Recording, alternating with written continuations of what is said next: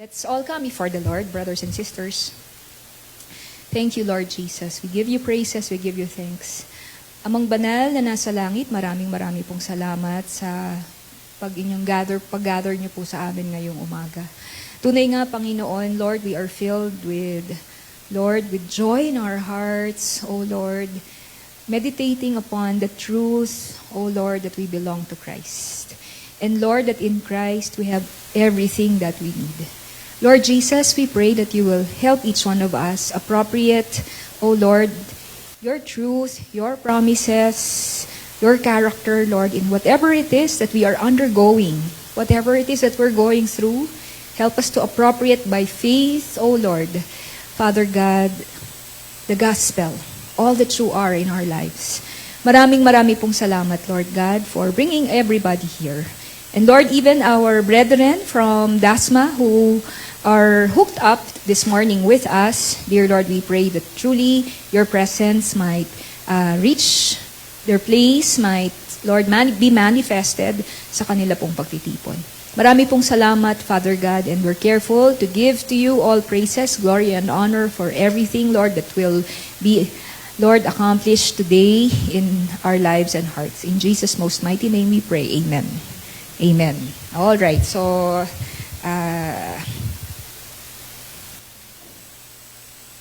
pwede pa po natin itong basahin. Can we all rise from our seats and let us read the passage? It says here, okay, let's read it all together. Colossians 2:16. Therefore, no one is to act as your judge in regard to food or drink or in respect to a festival or a new moon or a Sabbath day. Things which are a mere shadow of what is to come, but the substance belongs to Christ. Let no one keep defrauding you of your prize by delighting in self-abasement and the worship of the angels, taking his stand on visions he had seen, inflated without cause by his fleshly mind, and not holding fast to the head, from whom the entire body, being supplied and held together by the joints and ligaments, grows with the growth which is from God. If you have died with Christ to the elementary principles of the world, why, as if you were living in the world, do you submit yourself to decrees such as do not handle, do not taste, do not touch, which all refer to things destined to perish with use, in accordance with the commandments and teachings of men? These are matters which have to be sure the appearance of wisdom, in self-made religion, and self-abasement, and severe treatment of the body, but are of no value against fleshly indulgence. Tayo po'y makakaupo na po. Mga kapatid, napakaganda po nitong verse po natin. I am happy na ito po ay aking maituro sa atin. Alright, dahil gustong-gusto ko rin pong mapag-aralan ang passage po na ito. At natutuwa po ako na nandito tayo sa ating series na ito on Colossians. Now, ano po ang ating makikita mula rito, no? So, as we have been studying, meron pong maling katuruan na sinashare itong mga false teachers na to sa Colossian believers. So, yung turo na ito involved restrictions pagdating sa pagkain. Ano pa po? It includes observing the Jewish calendar. It involves worshiping angels and asceticism. Okay, so itong mga bagay na to, titingnan po natin. So here, Paul warns the believers in Colossae that they are to protect their freedom in Christ and find that Christ is all sufficient. Alright? So let me show you our flow today. The forms of legalism. There are three under that. Ritualism, mysticism, and hindi po yan legal. Sorry po, mali po ako. It's asceticism. Okay. It's asceticism. Okay. Point number 2 is freedom from legalism. And the first is Christ is the reality. Christ is the source of spiritual growth, and Christ is the source of power. Now, first and foremost, ano po ba ang ibig sabihin ng legalism? Gusto niyo po bang malaman? Pag sinasabi ng taong, ikaw, napaka-legalistic mo. Ano ba talaga ibig sabihin nun pag sinabing tayo po ay legalistic? Okay? When we are being told we are being legalistic, what is that supposed to mean? Alright? Now, I like so much what one pastor said that we need to be very careful what we mean when we say legalism. Okay, bakit po? Because if yung legalism simply means rules or commandments, then we have a big problem because the New Testament has a lot of rules. It has a lot of commandments. In fact, our Lord Jesus Christ said that if we love Him, we will obey His commandments. So if we are saying that legalism is keeping rules, all right, we need to qualify that statement. Ano ba ibig sabihin nung ayaw ko ng rules, it's legalistic. But we find it in the New Testament, there are a lot of rules, no? And even Jesus says we need to observe and follow His commandments. Now, maybe some would say, no, those are rules from the Word of God, okay? So, but legalism are is man-made rules. Yet again, hindi pa rin enough yung definition po na yun pag sinabi natin it's man-made rules because there are many areas not specifically mentioned in the Bible where we need rules so that we can function. As a church, as a family, as an organization, we need rules. Do you agree? No? So, for example, we have certain rules dun po sa ating IBI school. So, for those who are enrolled in our IBI, one rule there or one policy there is that if you are allowed to absent yourself up to 3 times. Okay? On the 4th absence, you're gonna be dropped from the course. Alright? So, that's a rule. Okay? That's a rule. So, and many others. I'm sure, pag walang rules, kunyari, sa office, walang rules pagdating sa anong oras papasok. Paano na yun? No? Walang rules pagdating sa mga families po natin. So, paano na po yun? So, hindi po pwede. Dr. Charles Ryrie, he gave a very good definition of what legalism is. Sabi niya, legalism is a fleshly attitude which conforms to a code for the purpose of exalting oneself. Alright? It is a fleshly attitude. So, ibig sabihin, it's not produced by the Holy Spirit. Rather, it's produced by one's own flesh, which conforms to a code, okay, for the purpose of exalting oneself. Alright? So, you are conforming to a certain standard, to certain rules, alright? But it's not coming from a heart of worship, no? It's not coming from the strength of the Lord. And it's fleshly because the purpose is what? To exalt oneself. Alright? In other words, the heart of legalism is a spirit of pride. Okay? The heart of legalism is a spirit of pride. The legalist prides himself for keeping certain standards. And you know what's the outcome of that? He or she judges others who do not keep those standards. Alright, so it's easy for us to spot when we are being already legalistic. First, we're proud. And second, we start to judge or condemn others. A legalistic person focuses on external conformity, thinking that those things make a person spiritual in the eyes of God and men, yet at the same time, a legalist fails when it comes to what really God requires. And what does God require? God requires true righteousness that comes from the heart. That is what God requires. So, brethren, this is what we're going to look at this morning. The best example, of course, of legalistic righteousness ay yun pong mga Pharisees. The Lord Jesus described the Pharisees. Sabi niya sa Matthew 23, "Woe to you, teachers of the law and Pharisees, you hypocrites! You give a tenth of your spices, mint, dill, and cumin. Alam niyo po ba kung gaano kaliliit yung mga dahon ng dill? Di po ba? Yung mga nag-herbs po sa inyo, or mga plantito, plantita. Imaginein mo, binibilang mo isa-isa yung mga dahon na yon, tapos binibilang mo yung 10% nun.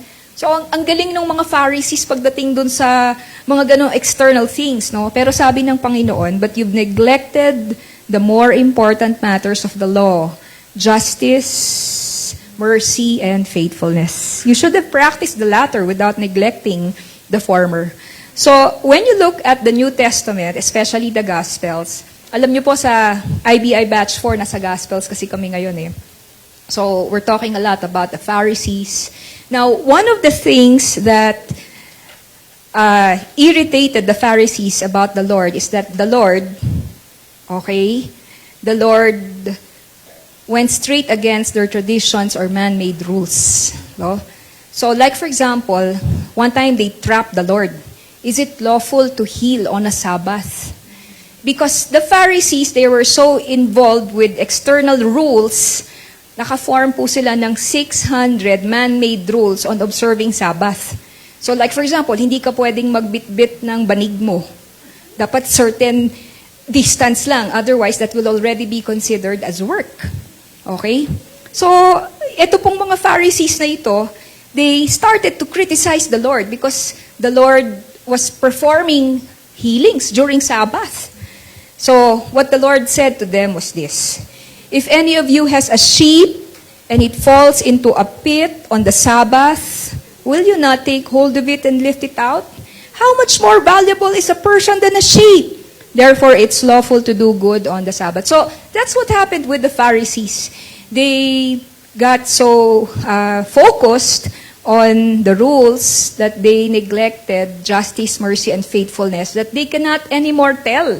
No, they cannot anymore tell what's doing right, what's doing good, okay, because they became focused on the technicality, no, on the legalistic side of things. No, hindi wala na sila dun sa spirit of justice, mercy, and faithfulness sa sinasabi ng Panginoon. Now, when you look at verses 16 and 18, we will find that there are two commands. Okay, there are two commands. The first one is, therefore, no one is to act as your judge. Now, obviously, somebody was acting like a judge to the Colossian believers, judging them that anyone who didn't follow the rules was not spiritual. So, yun po yung sinasabi natin kanina, no? A legalist, okay, a legalist is someone who's not only proud of what he does, but he or she begins to condemn others, judges others, no? Ano pa po? Let no one keep defrauding you of your price. In the second command, it appears that someone was trying to disqualify them from the price. You know what that price was? Of course, it's their salvation. Somebody was saying, hindi ka saved. Kasi hindi mo ginagawa itong mga to. Hindi ka nagpa-circumcise, hindi ka nag-observe ng mga Jewish festivals and all those things. So, much like in sports, where if you don't play by the rules, you're disqualified from the contest. So that's what these legalists or these false teachers were doing. Now, mga kapatid, the danger behind legalism is actually very subtle. Why is it very subtle? Because on the surface, it appears to promote holiness. It appears to promote righteousness and godliness. But because it's based on the flesh, it leads believers away from Christ, it feeds one's pride, it judges others, and ultimately destroys churches. Alright po. So, dito po sa ating text, we will see various forms of legalism that the church should avoid. Yung pong tatlo na yon are ritualism, mysticism, and asceticism. Okay, so lahat sila may ISM sa dulo. Pero wag po kayo mag-alala, madali lang po yung maintindihan. So the first one is ritualism. We are all familiar with rituals because practically all of us grew up in a religion filled with rituals, correct? So ilan po sa inyo noon ang nagro-rosaryo? Rituals yun. nagno-novena, rituals yun. Okay? Lumalakad ng paluhod sa Quiapo.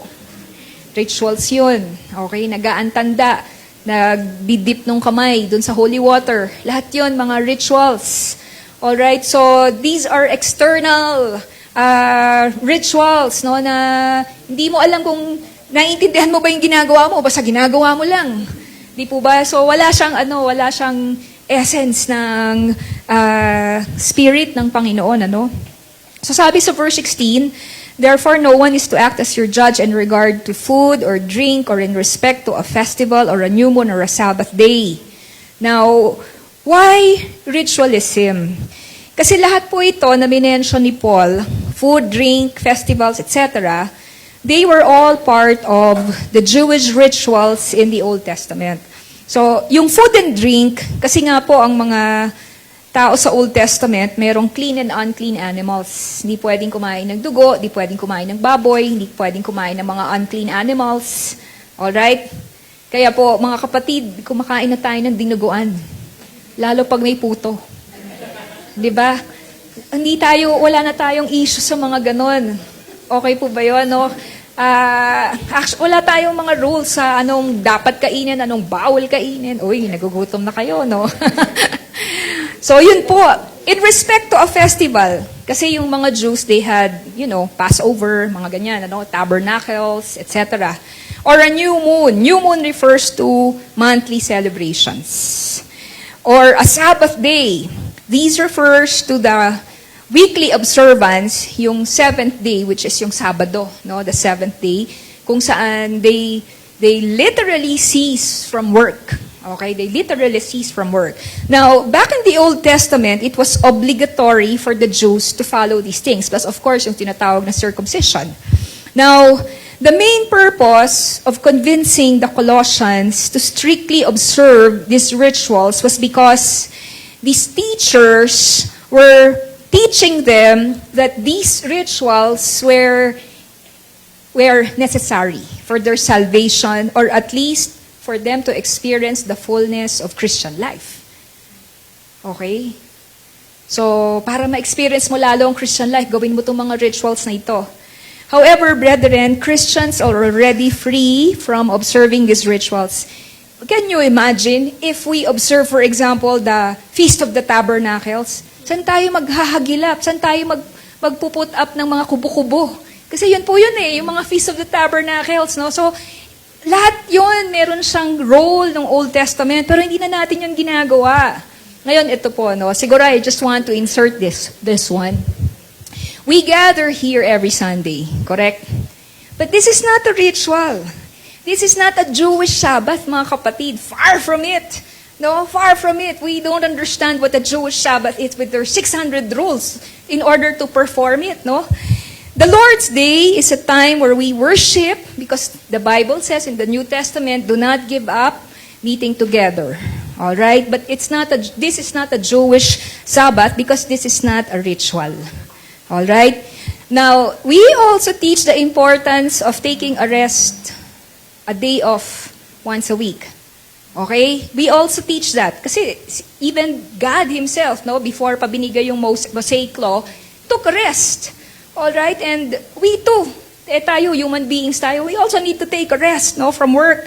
Well, not necessarily on a Sunday, but again, we don't come up with specific rules on what constitutes resting and work. Like, for example, kami po ni Brother M, because our work is ministry, our day off, our day of rest, are Mondays. Okay? Pag Monday, nagre-rest kami. So, on Mondays, we don't do ministry, but it doesn't mean we don't read a book. Okay? It doesn't mean we don't do our laundry or we don't clean the house. Okay? So, we don't have specific rules on what constitutes rest and work. Kasi merong isa tayong kapatiran, akala niya, hindi talaga siya pwedeng mag-aral at all kapag Sunday. Sabi ko, kapatid, hindi ganun. Wala tayong ganung specific rules, no?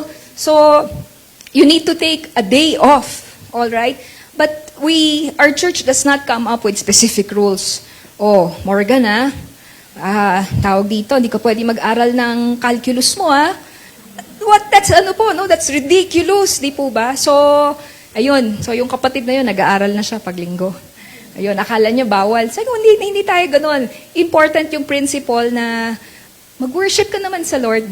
Mag-rest ka naman, di ba? Huwag namang, araw-araw, puro pagkita ng pera yung ating nagiging preoccupation. No? So, huwag pong ganun, hindi po yun na ibig sabihin.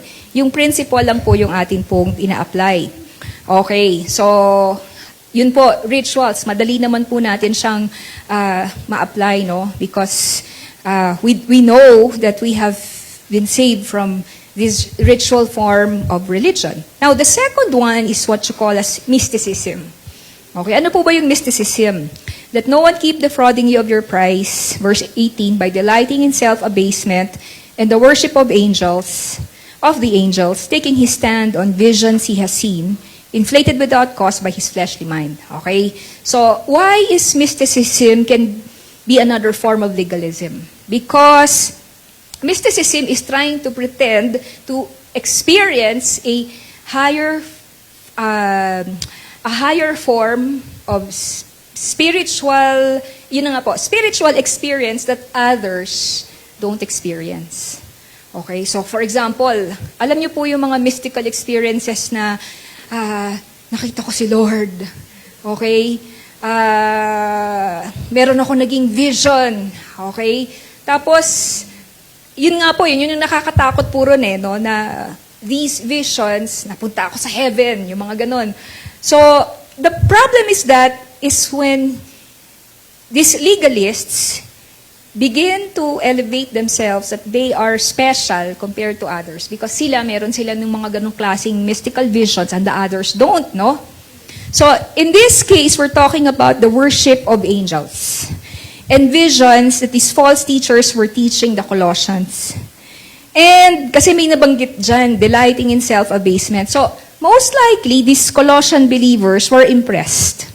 No? They were impressed with the false humility of these false teachers because probably these false teachers were trying to create this impression that they were too insignificant to go to God directly and therefore they need the mediation of angels. So they pray to angels, they worship angels. Alright? So, saan po ito natin makikitang quite similar sa atin ngayon? Brethren, we don't pray to saints. Okay? We do not pray to saints. We do not worship saints. So, that can also be a form of mysticism. We don't go to Our Lady of Manawag. Okay? Hindi, some part of mysticism, yung nakita si Mary, umiiyak ng dugo. Yung mga gano'n, no? Mystical po yung mga gano'n. No? So, delikado po yun, mga kapatid, no? Delikado po yun, hindi po yun sa Panginoong Jesus. Okay? So, I believe meron po tayong ibang mga kapatiran dito. Past life nila, sila po yung mga deboto. Okay? Mga deboto. Meron po ritong isa, si Brother Rodel. Deboto pala yan ni Black Nazarene. Oo, isa siya sa mga nagbubuhat nung dati, no? So, one time you ask him about his testimony, no? So, yun po yung mga examples po ng mga mysticism, no? Na you feel like naging close ka kay God, no? Naging close ka kay God kasi meron kang mga nakitang mga kakaibang mga vision. Now, brethren, you know what? In the book of Revelation, worshiping angels is strongly condemned. Okay? Now, in the NIV, it says that such a person goes into great detail about what they've seen. Okay? They're puffed up with idle notions. So, you know that these guys are not telling the truth and that they are false teachers. Why? Because when you say they go into great detail, wow, talagang ina-exaggerate nila yung kanilang mga experiences. And why were they doing that? It's to captivate, no? It's to captivate the imagination of their listeners. But the Apostle Paul says that they are inflated. Ibig sabihin, they are puffed up. They are puffed up, meaning these visions were just feeding their pride, and they were therefore fleshly. They were therefore unspiritual. All right? Because again, legalism always feeds pride. Okay? It always feeds pride. Now, who in the Bible can you think of who had visions? Brethren, it was the Apostle Paul. Remember, he had an experience that he was caught up in the third heaven, 2 Corinthians chapter 12. Pero ito po yung interesting po doon. He didn't tell anyone about it for 14 years. In fact, he even mentioned it in vague terms in 2 Corinthians 12. Hindi pa nga niya sinabing siya yun eh. I know of a man, di ba? Sabi ni Paul, I know of a man caught up in the third heaven. Hindi niya pa nga sinabing siya. Ano pa po? And instead of mentioning it to others, you know what the Lord did? God gave him a thorn in the flesh so that he will become humble. Alright, so Paul had that quote-unquote mystical experience. But you know that it is not a legalistic mysticism, okay, a legalistic experience because it did not puff him up. Alright, in fact, he didn't want to share about it, kaya lang kailangan niyang i-share nung time na yon. Okay, let's go to the third. Another form of legalism. Now, this is important. It's called asceticism. Okay, so what is asceticism? In the Merriam-Webster, asceticism is relating to or having a strict and simple way of living that avoids physical pleasure. Alright? It is relating to or having a strict and simple way of living that avoids physical pleasure. In the Oxford Dictionary, it's characterized by severe self-discipline and abstention from all forms of indulgence, typically for religious reasons. Naku, ayoko namang may makasama akong ascetic. 'Di ba? Ascetic pa lang. Yung pangalan parang hindi masarap kasama. Oo, parang hindi ka naman mag-enjoy pag ang kasama mo ay isang taong ascetic. 'Di ba? Bawal tumawa. Okay, parang ganoon, 'di ba? Bawal mag-enjoy, bawal kumain ng masarap kasi ascetic. All right? Now, believe it or not, do you know that in church history, some Christians fell for asceticism. All right? Some Christians fell for asceticism. It's, of course, legalism. For example, the Christian mystic, pero believers po ito pero yun na nga po pwede talagang mag-fall, no? Akala, ano po yung doctrine po natin, no? So, wrong doctrine, wrong living. For example, the Christian mystic Origen took literally the words of Jesus about becoming eunuchs for the sake of the kingdom, and he castrated himself. What about monasticism? Ito yung mga Christian monks. Those who are taking IBI, we will have church history. Christian monks, they slept on boards, they wore hair shirts, exposed themselves to extremes of heat and cold, lived on the top of pillars, gone without bathing, fasted, remained celibate, and in their attempts to deal with the flesh. Alright, in fact, meron pong isang merong isang monk, si Simon yung name niya, tumira siya sa pillar. Sa tuktok ng isang pillar. Sa kagustuhan niya na mag-withdraw from the world. And you know what happened? The opposite thing happened because he became a spectacle. So more people started to surround his pillar and they started to watch him. Alright, so the point was he was trying to withdraw from the world, but that's what he got. Kasi nga, naging spectacle na po siya. So, wala po siyang nangyari. So, I don't know if some of us, no, meron po tayong mga nakalakihan siguro ng mga church. Kasi nung binabasa ko to, meron akong mga nabasa na avoiding physical pleasure, no? So, may mga, ang daming mga bawal. Now, what is the asceticism happening in Colossians? Tingnan muna natin tong verse, sabi rito sa Colossians 2 verse 20. If you died with Christ to the elementary principles of the world, why as if you were living in the world do you submit yourself to decrease us? Now, notice, do not handle. Huwag mong hawakan yan. Do not taste. Huwag mong tikman yan. Tapos ano po yung sunod? Do not touch. Huwag mong hipuin yan. Okay? So, in other words, touch move. Ganon. Touch move ang dating pag itong asceticism. So, wow, you're always on your toes. Natatakot ka parati. Baka ako magkamali. Do not handle, do not taste, do not touch. So, wala ka nang magawa kasi you're already filled with fear. Alright? Which all refer to things destined to perish with use, in accordance with the commandments and teachings of men. Sabi, these are matters which have to be sure the appearance of wisdom in self-made religion and self-abasement, severe treatment of the body, but are of no value against fleshly indulgence. So, brethren, here, what Paul was just trying to say is that asceticism is not the way to be godly. Okay? It's not the way to be godly. Yung severe treatment of the body, yung extreme form of self-discipline na ina-avoid mo lahat ng physical pleasure. Ngayon po ito, we all know that isa sa mga weaknesses ng modern church is worldliness.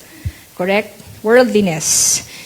But to solve the problem of worldliness, asceticism is not the answer. Alright? So you think someone is worldly, and you think that the answer to his or her worldliness is for him or her to be for him to be ascetic. No.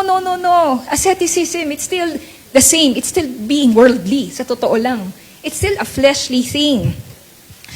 Okay, so sabi rito, which all refer to things destined to perish with use, in accordance with the commandments and teachings of men. Asceticism is part of man's effort to make his own form of religion, to save himself. It's merely human commands, teachings, but it's a false gospel, and it opposes the gospel. Now, lakihan natin ng kaunti.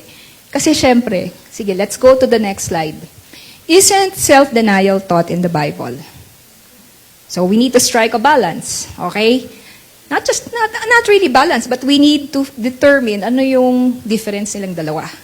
Kasi di po ba, 1 Corinthians 9:27, Paul said that he disciplined his body and made it his slave. Oh, hala. Diba asceticism yun? Wait. Let's check it out again. 2 Timothy 2:3. He instructed Timothy to endure hardship as a good soldier of Christ, to discipline himself for the purpose of godliness. Even Jesus said that self-denial is essential to follow Him. Alright? So, paano po kaya ito? Tapos po, ang fruit of the Spirit, yung pinaka-last is self-control. So, maiisip po natin, anong kaibahan nilang dalawa? Paano ko masasabing nagiging, di ba, legalistic na ako, nagiging ascetic na ako? Paano ko masasabi na I am just practicing the fruit of the Spirit, which is self-control? Now, what I want to share with you are some points that a pastor, his name is Pastor Stephen Cole, gave with regards to contrasts. No? There are certain contrasts with regards to asceticism versus biblical self-denial. So the first one is this. Asceticism sees the body as evil. Masama itong katawan ko na to. Masama to. Alright? To be totally suppressed. But self-discipline sees the body as good, but needs control. Okay? Ginawa ito ni Lord itong katawan natin. Meron tayong appetites. Tama po. Meron tayo pong mga desires. Alright? But because we're fallen, kailangan siyang i-control. So, actually, yung seizing it as an evil was a teaching of the Gnostics. Yung mga Gnostics, it's a group of people who were teaching that the body is evil and only the spirit is good.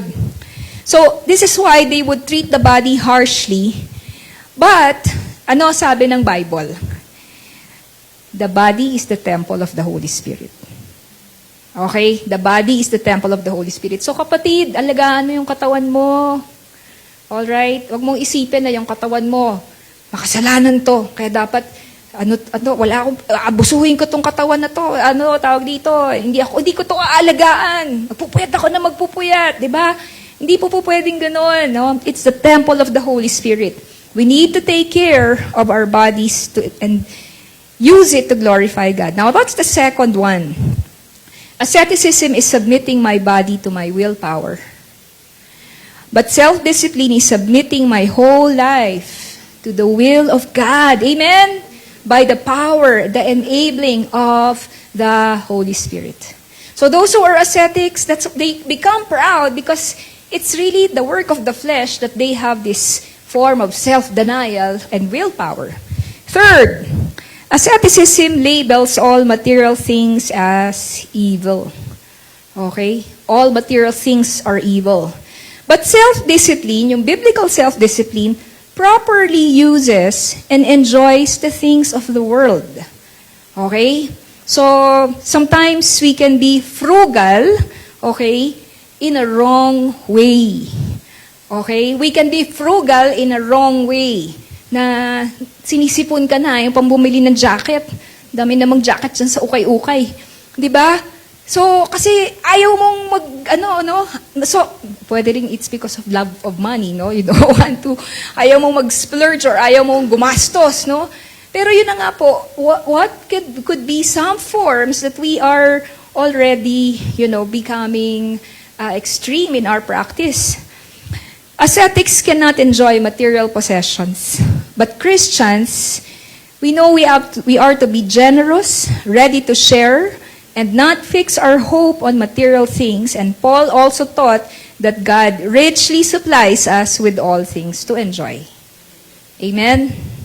In 1 Timothy 4:4, it says, "For everything created by God is good, and nothing is to be rejected, if it is received with gratitude." Alright, so, mga kapatid, huwag kang minsan, yun nga po yung natutuwa akong isang turo po ni Pastor Mel Caparos na sometimes ang Christians nagiging extreme, wala siyang capacity to enjoy the good things or the blessing of God. Nagigilty siya pag nag-i-enjoy siya. Hindi dapat gano'n, ano? So, kunyari, sumweldo ka, tapos kakain ka sa labas, no? So, wala namang masama kung i-enjoy mo yung pinagpaguran mo, kumain ka sa Jollibee, di ba? Fruit of your labor. So, it's also in Ecclesiastes. So, what we're saying is, there's, it's not totally wrong. Uy, baka after nito, lahat tayo mag-Jollibee na, di ba? Di po ba? Pero the point here is, don't be legalistic. All right? Because all these things are in the Bible. That He gives us things to enjoy, no? So that we may be filled with gratitude. Yun naman ang point nun eh. Yung nagpapasalamat tayo, grateful tayo sa Panginoon. So, Christians can rightly enjoy all of life under the Lordship of Christ, including a good meal, the beauty of God's creation, even the sexual relationship within marriage. Ascetics teach that such pleasurable enjoyment is wrong. But Christians can legitimately enjoy God and all of His gracious gifts and blessings. Amen po? Alright. Now let's go to the fourth one. Asceticism is restrictive, but self-discipline leads to greater freedom. Ano po ang ibig sabihin nito? Asceticism emphasizes all the things that you can't do. Napaka-prohibitive. Bawal, bawal, bawal. Kasi yun yung nakalagay dyan, di ba? Huwag mong hawakan, huwag mong tikman, huwag mong hipuin. Di ba? Wala ka nang magawa. Ano ka na, nanigas ka na. Kasi yun na nga po di ba? Nandun siya sa external things It leads to a restrictive and repressive kind of life. Okay? But self-discipline is actually the key to liberty. Kaya iba yung outcome. When you are ascetic, all right, hindi ka masaya kasi repressed ka di ba? But when you are practicing biblical self-discipline, well, actually, it results to a productive life. It results to a life of freedom. No? One example, of course, for example, you are a musician, okay? You cannot play difficult pieces if you do not practice the self-discipline of practicing for many hours. Alright, so hanggang twinkle, twinkle, little star ka na lang. Hindi ka na makakatugtog ng mahihirap na pyesa kasi hindi ka nagpa-practice. Pero pag nag-practice ka, kailangan hindi ka maglaro. Kailangan meron kang mga things na i-give up. Hindi ka pwedeng mag-games. Diba? So, kunyari, sa worship team natin, siguro, hirap naman ng mga chords ni Brother M. Diba? Paano ka ito matutugtog? So, you need to practice so that you can, play with freedom. You understand? No? So, the outcome is different. Sa ascetics, yung discipline nila, it leads to a repressive life. Yung self-discipline sa pagiging Christian, wow, it makes us productive. We become useful to others. We become more serviceable no, to others. Now, what's the next one? Asceticism is aimed at obeying man-made commands, but self-discipline is aimed at obeying God's commands. Alright? So, ito yung mga commands na gawa ng tao, pero wala naman siyang, okay, maaring sa'yo, important yon, pero hindi mo siya pwedeng impose sa iba eh. Okay? So, maaring, kunyari, pag naglalaba ka, tawag dito, 7 beses mong binabanlawan. Di ba? So, ikaw yun. Hindi mo pwedeng i-impose yun sa iba. Ikaw yun eh. Di po ba? So, it's something that you practice personally, no? But it's something that you don't have to impose on others. Now, the last one is this. The ascetic is often trying to make himself acceptable to God through harsh treatment of the body. But the motive behind Christian self-discipline is not to gain the favor of God so that we can be saved. It's to be pleasing to the Lord because He loved us. In other words, we love Jesus. We love the Lord. No, that's why we're willing to deny ourselves, take up our cross, and follow the Lord. It's because we love the Lord. Okay, we don't want to sin. We want to do what pleases the Lord. And because God has accepted us in Jesus on the basis of His grace. Alright, so I hope and pray na mas clear po itong forms of legalism based on Colossians. Alright, so what's the first one? Ritualism, mysticism, and asceticism. No? I hope and pray na it will also set us free. Kung somehow meron pang hold sa atin itong mga legalistic forms na ito, tayo po ay mapalaya na. Alright? Or madali naman natin itong masabi, no? Kapag nagiging judgmental tayo. Pag nagiging, self-righteous po tayo. Lord, nagiging legalistic na po ako. Hindi ka naman legalist, pero legalistic. Okay? Hindi ka naman legalist, pero baka legalistic na tayo. Alright? And of course, kailangan, lahat po tayo, no? Meron tayong tendency na maging legalistic kasi nga po, yun yung natural tendency ng ating flesh. Now, let's go to freedom from legalism. Do you want to be set free? Of course. So we have to go to the second part, right? So freedom from legalism, number 1, is to know that reality is found in Christ. Okay? Reality is found in Christ. Yung totoong magpapalaya sa atin ay hindi po ang legalism, kundi si Christ. So, I won't read verse 16 anymore, but in verse 17 it says, ito daw pong mga rituals na to, are a mere shadow of what is to come, but the substance belongs to Christ. So, anong ibig sabihin nun? Kasi yung mga Old Testament ceremonies, shadow of the real person who is the Lord. In other words, this is just a preparation for the gospel. A preparation, images, teachings to prepare for the coming of the Lord Jesus. So, the Lord Jesus Christ, okay, is the one who brings life through His death and resurrection. So, example, there is no need to celebrate the Passover. Hindi po tayo nagpapatay ng hayop. Okay? Bakit po? Because the Lord Jesus Christ is the Lamb of God who was slain. He is the Passover Lamb already. Finulfill niya na yun eh. Siya na yung Passover Lamb eh.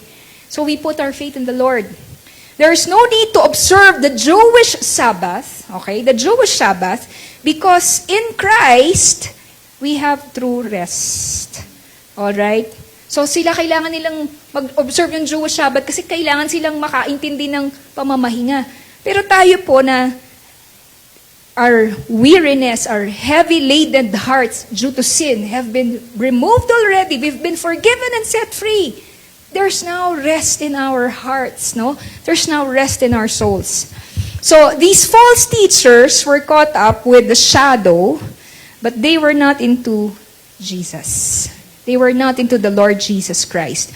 They were so caught up with the ceremonies of the law, but they missed the one to whom those ceremonies and laws pointed. I like how one person puts it. It's like admiring a famous person, tapos na-meet mo siya, for example, sa somewhere, no? You came across the person, tapos instead of looking at the person, Kasi na-meet mo siya, siguro famous, someone na artista or something, no? Basta kilala. Instead of admiring him and saying, oh, I am seeing you flesh and blood. Ang tiningnan mo yung anino niya. Oh, ang ganda-ganda mo naman.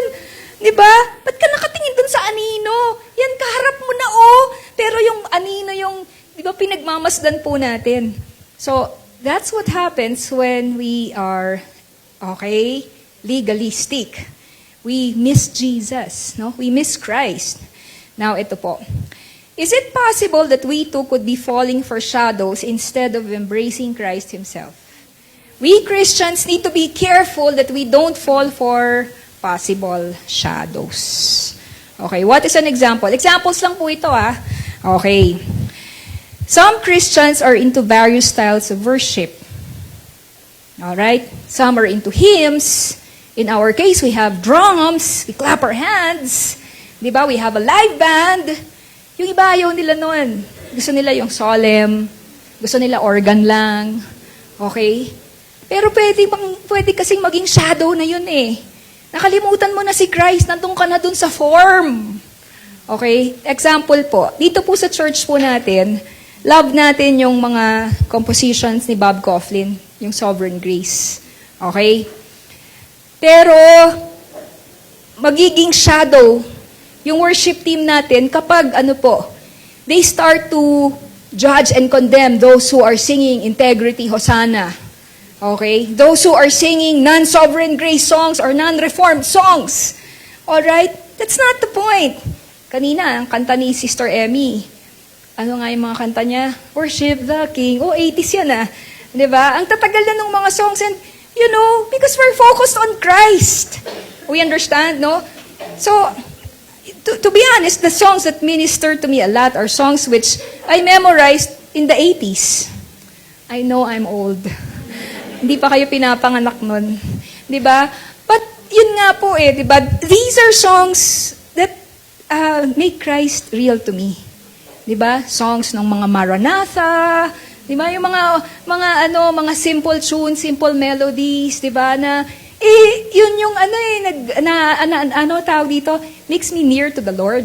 Okay? So, and of course, for some of us, it's not like that, no? Especially kung recent tayo naging Christian. So, yun po, okay?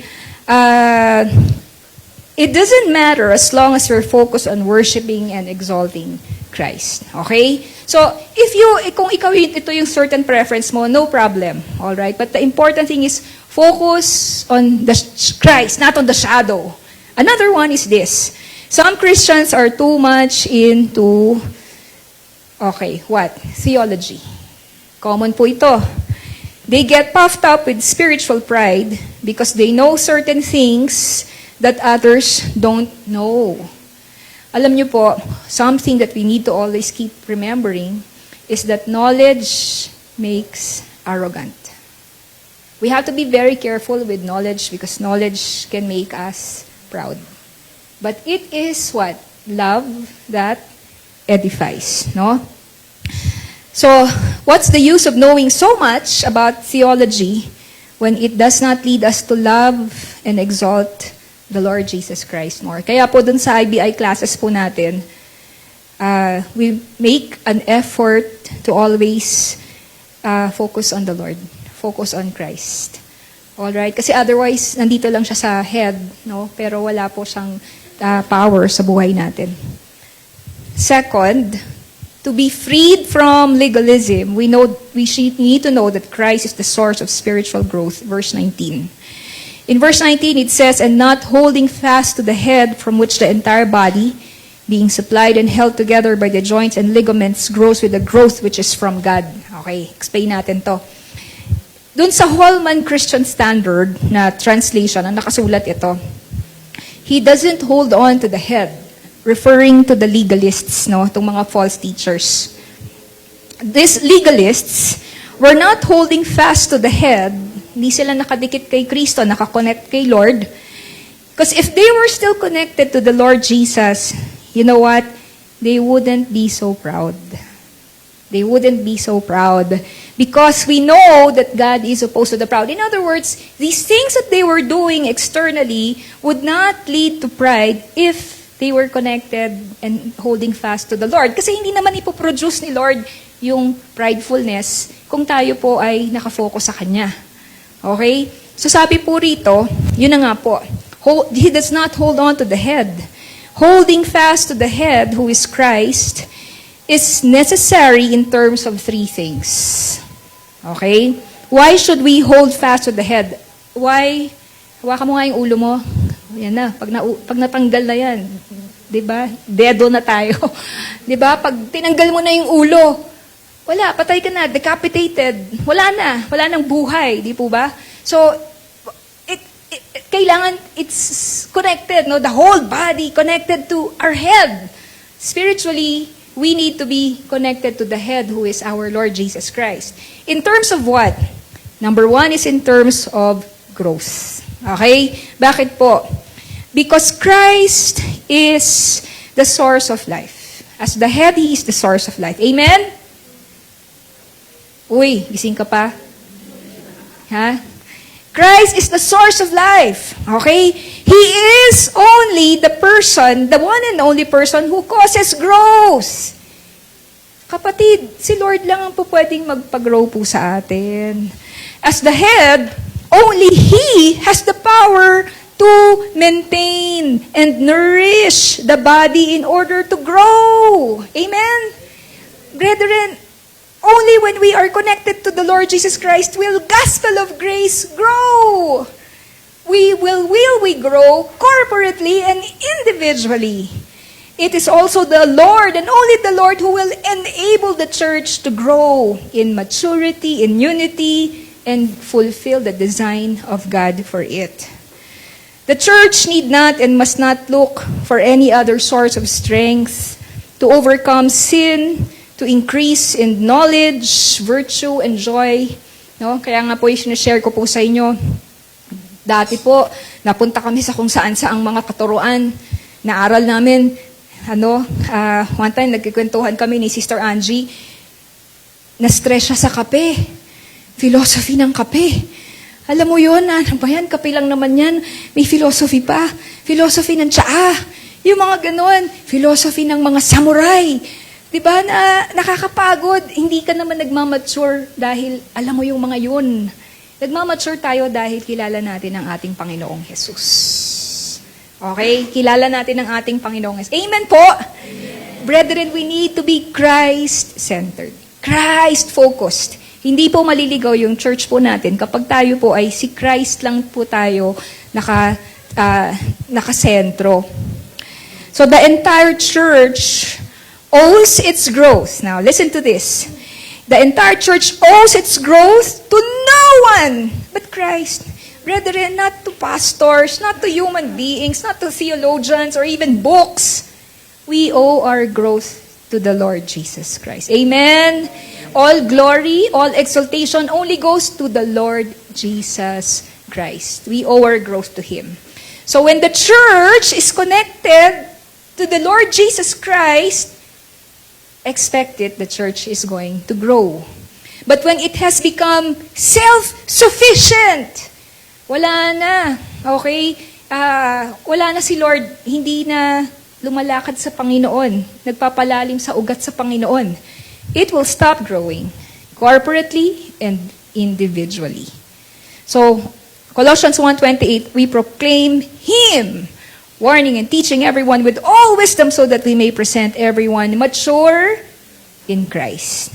So, ano po ang isang application nito? Siyempre, unang-una po sa lahat, mga kapatid, we need to take care of our communion with the Lord. Alright, ito po yung ating pong araw-araw na ating pong communion sa Panginoon kasi we are holding fast to the head. Hindi po dati yung mag-grow pag hindi po tayo holding fast to the head. So we need to take care of our communion with the Lord. Amen po ba doon? Now, corporately, how do we also do that? Please, we invite you, join our prayer meetings. Okay, join our prayer meetings. It's a time wherein for an hour, we soak ourselves in the presence of the Lord and we just pray, worship, intercede, and Brethren, there are many times, hindi naman every time na nag-a-attend po ako personally ng Epaphras, high ako eh. Many times there are times that I am physically drained or mentally drained. But after attending Epaphras, wow, I'm so fired up! Diba? Nabitin ako dun sa 1 hour pag uwi sa bahay. Gusto ko pa mag-pray. Ganun po yung pakiramdam, no? So, we need to hold fast to the head. So, we really invite you. Now, what else, no? Yun po, no? Yung mga prayer meetings po natin, pag meron po tayong the young adults had their retreat recently. So, that's one of those ways we deepen our communion with the Lord. Okay, the next one is in terms of authority.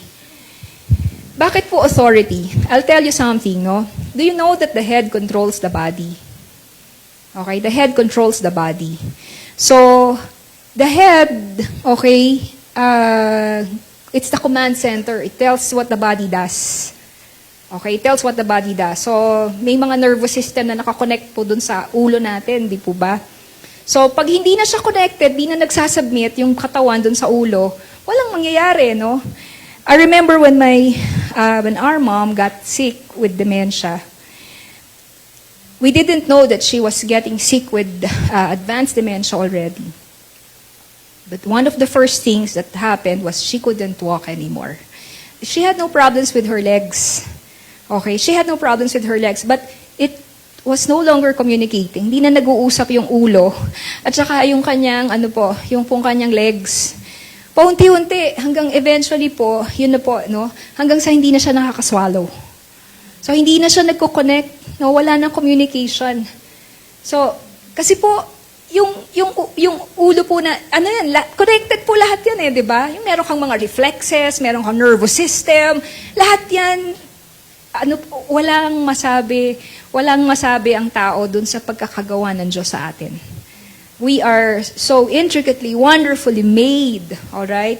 So, yun po. So, the same thing with Jesus, with Christ, as the head of the body, the church needs to follow His authority. Okay? It means that Christ gives the orders. How does He do that? It's through His Word. He gives also the power through the Spirit.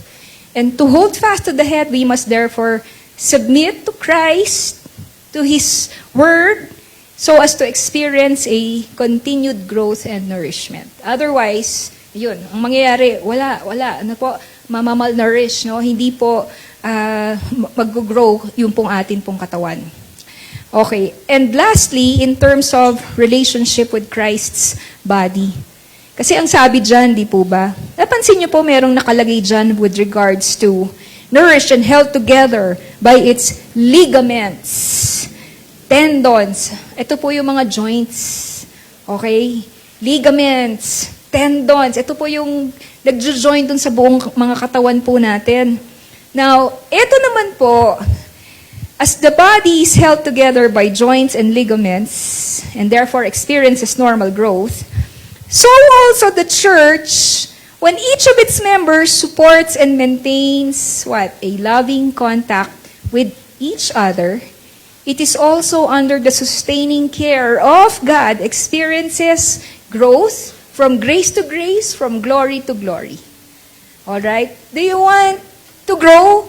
And we will all say, yes, I want to grow. Brothers and sisters, it can't happen without a loving contact, connection with our brothers and sisters in Christ. Amen? Kailangan po iyon. There is a huge corporate blessing that the head bestows to every member that is in loving connection with the body. So, yun, isisingit ko na po dito. It's not enough, okay, to watch an online service. Alright? Kung kaya naman natin na mag-church physically, it won't work. Why? Because there is a blessing that God bestows corporately when we're together physically. Correct? Alright? Alam natin na nandoon si Brother Sam ngayon. Miss na miss niya na yung church. Kasi after daw nung enough ni Brother Dalos, yung online service, wala na. Mag-isa na naman daw siya sa loob ng bahay. Oh, nalungkot na naman siya. Hi, Brother Sam. Okay. So we hope, he really wants to, to return. Okay, kasi nga, dahil po dun sa condition po niya. So anyway, yun po, hindi po pwedeng online lang, hindi natin ma-experience yung joy, yung blessing ng Panginoon. We need to connect also and open ourselves so that we will receive the blessing of edification. We had our discipleship yesterday, dun sa Priscilla Plus, no? So please do attend your discipleship groups. Alright? Hindi lang ikaw ang nabe-bless pag nakikinig ka ng sharings ng iba. Alam mo kapatid, sila rin nabe-bless pag nag-open up ka. Sila rin nabe-bless kapag sinashare mo yung struggles mo, yung weaknesses mo. And we had a blessed time yesterday because, we were praying for certain things. We found out certain things na yung isa nating kapatiran. Diba? Little things. Bawal nang mag-park doon sa harap ng bahay nila. Yung mga ganun ba na, those are things that, those are burdens, no? And it's nice to just share them. And, as a church, we encourage each other. So, meron po talagang blessing. Okay, and the last one is that Christ is the source of power. Okay? So, unang-una po sa lahat, let me just, go through it. What is freedom from legalism? Reality is found in Christ. Amen? Don't fall into shadows. Number 2, Christ is the source of growth. Okay? And the last, Christ is the source of power. Okay, bakit power? Kasi sabi sa verse 23, ito daw mga asceticism and all of these things, they have the appearance of wisdom, okay? The appearance of wisdom, but look at the last part. They have no value against fleshly indulgence. What does it mean? Still, you may be doing all these ascetic practices externally, but deep within, you're still craving. You're still desiring. You're still struggling with lust. Okay? Siguro nag-elevate yung isang monk, pero sa mind niya, puro di ba, naiisip niya, lustful thoughts. Kasi, it will not produce any power, okay, against fleshly indulgence. Siguro, yung iba, nagkaroon sila ng vow na hindi sila kakain ng masasarap, hindi sila kakain ng taba, di ba? Hindi sila kakain ng, inom ng kape. Alright? Pero lagi mo namang inisip, kape. Di ba? Taba. Diba? So, wala rin. Diba? Wala rin. Diba? So, of course, di naman masama yung mga yon. But what we're saying is, you think these things are wrong, but you really can't overcome because they have no power to overcome. Yun na nga po fleshly indulgence. Legalism, such as these things we mentioned, they only deal with the externals, but they don't deal with the heart. Okay? They don't deal with the heart. They don't deal with the problem of our sinful desires. Okay? Bakit kaya po sabi rito, walang value yan. Bakit? Because only in Christ do we have the power to overcome our sinful desires. Amen? Only in Christ do we have the power to overcome our sinful desires. That is why sometimes when we are, faced with challenges, okay, we're praying for someone na sana ma-overcome niya yung kanyang bisyo, for example. Kahit anong sabihin mo sa kanya, hindi niya ma-overcome. Kasi si Christ lang ang makakatulong talaga niyan sa kanya eh. Okay, kailangan niya talagang, kailangan niyang makatagpo ang Panginoon eh. Kailangan talaga niyang kumonek kay Christ. Kasi sa sarili niya, hindi niya mag-give up yung bisyo na yun. Alright? So, yun po, it's only by the power of the Spirit. Titus chapter 2. For the grace of God has appeared that offers salvation to all people. It teaches us to say no to ungodliness. That's the grace and the power of God. It teaches us to say no. To ungodliness po okay? Ungodliness, worldly passions, to live self-controlled, upright, and godly lives in this present age, while we wait for the blessed hope, the appearing of the glory of our great God and Savior Jesus Christ. All right? So, you notice a person who is overcoming the sinful desires, masaya siya. Okay, masaya siya. He longs for the appearing of Christ, who gave himself for us to redeem us from all wickedness, to purify for himself a people that are his very own, eager to do what is good. It all starts with the grace of God. And that grace, he gives to us because he gives us the indwelling Spirit of God. So if we want a solution to our sin problem, we must not resort to legalism. Amen po ba doon? We must instead rely on the grace of God, for Christ will grant us the power through the blessed Holy Spirit to live self-controlled, upright, and godly lives in this present age. What are you struggling right now, my dear friend? Lastful thoughts? What are you struggling with right now? Addiction or bondage, materialism? What is it that you're struggling right now? Only by the power of the Holy Spirit. Only by the grace of God. Amen? Lahat po tayo, meron po tayo mga ini-struggle na mga bagay-bagay. But it's really, really Christ. So, Christ is the reality, not the shadow. Christ is the source of growth. So, hold fast to Christ. Amen? And Christ is the source of power. May we all please rise from our seats. We will be ending in prayer. Tayo po ay... And later we will request Sister Emmy to end us with a song. Brother M, bahala na kayo kung anong song yung kakantahin natin. Let's come before the Lord. Tayo po ay lumapit sa ating pong Panginoon. Our Heavenly Father,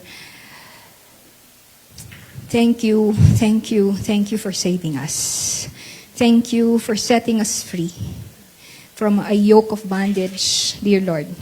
And thank you, O Lord God, because your word, Lord, reminds us, O God, how much you've done for us. And that indeed, O Lord, we have everything we need in Christ. We have everything we need in Jesus. Dear Lord, we are praying, Lord God, for ourselves and also for each other as a church.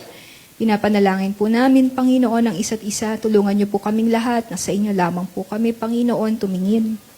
Tulungan niyo po kami, Panginoon, na sa inyo lamang po kami magpalalim. Tulungan niyo po kaming lahat, Panginoon, na Lord, maging intimate, maging mas close pa po ang aming pong connection sa head, who is Christ, who is the reality, who is the source of growth and the source of power. O Lord, O God, indeed we thank you that Lord, every Sunday, we go back to Christ. We go back to Christ, who is our all in all, who is indeed, Lord, supreme above all. Dear Lord, we thank you and praise you, for we are indeed beggars of grace. We are spiritually poor, but in Christ, O Lord, you have given us every spiritual blessing in the heavenly realms in Christ. Thank you, Father God, for blessing your children. Thank you, Father God, for calling us to be your own. Thank you, Father God, O Lord, because, Lord, we are so richly blessed beyond measure. This life is not enough, O Lord God, Lord, to know you. This life is not enough to worship you, to praise you, O God, O Lord, and to appropriate everything that we have in the Lord. Indeed, this is just a foretaste of the kingdom of God. Maraming pong salamat, Panginoon. We entrust to you, dear Lord God, each one, Lord, of your children today, that, Lord, truly, we will all mature in Christ. Salamat. At Panginoon, dalangin po namin, Lord God, mihingi po kami, Panginoon, ng kapatawaran sa inyo, Panginoon, O Lord, when we revert back to legalism. Lord, when we have legalistic tendencies. Patawarin niyo po kami, Panginoon, when we exalt ourselves over others, when we, Lord God, look down, Lord, on others and judge them, Lord, because they're not like us. Father God, all of these things, dear Lord, we realize they are wrong and they do not glorify your name. Salamat po. We pray that you will just continue, Lord, to bless your church, Lord, Father God, with the freedom that comes, O Lord, from truth, with the freedom that comes from the Holy Spirit. Salamat po, Panginoon. And Lord, because of this, our hearts are full of joy. Lord, our hearts are filled with gratitude for the freedom that you have granted us, Lord, in Christ. Salamat, salamat, Panginoong Jesus. Kay buti po ninyo, O Jesus. Ama na nasa langit, binapanalangin po namin, O Lord, kung meron po kami mga kapatiran na nagsastruggle, O Lord God, sa sinful desires, Lord God, sa fleshly indulgence, dear Lord, thank you that you will be the one, Lord God, to give us the fruit of the Spirit, the fruit of self-control, O Lord God, so that we can overcome, O Lord, Panginoon, these sinful desires, and live holy lives before you. Salamat po, Panginoon. And Lord God, as we part ways, may you be the one to bless, dear Lord God, each and every member, Lord, of this church, every home and household. Lord, wherever we work, whatever school we go to, dear Lord, we pray that truly we might shine as salt and light. Salamat po, Panginoon. As we give to you our tithes, our offerings, we give them, Lord God, with cheerful hearts, thanking you for the privilege that we can take part in the advancement of the kingdom of God. We give you thanks and praise. We love you, Father. We worship you, and we are careful to give to you back all praises, glory, and honor. In Jesus Christ's most sweet, precious, and mighty name we pray. Amen. Amen.